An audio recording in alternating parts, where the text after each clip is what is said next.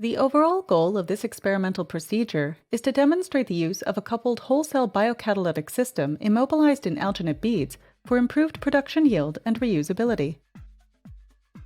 This method can help answer key questions in the biocatalysis field, such as biocatalyst immobilization, stability, cofactor regeneration, and whole-cell biocatalysts.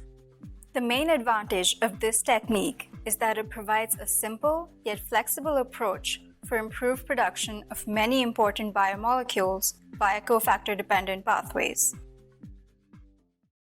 2 recombinant E. coli strains are used in this protocol. SP-Nox E. coli, which expresses NADH oxidase, and HJLAD E. coli, which expresses L-arabinitol dehydrogenase.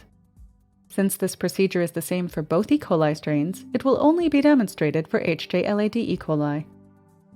Inoculate a single colony of HJLAD E. coli in 3 milliliters of LB medium supplemented with 50 micrograms per milliliter of kanamycin, and incubate overnight in an incubator shaker.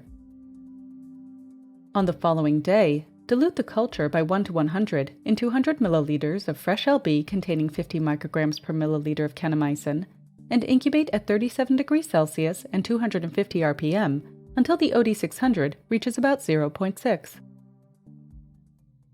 Induce HJLAD protein expression by adding 0.1 millimolar IPTG to the culture medium and incubating at 25 degrees Celsius, 200 RPM for 6 hours.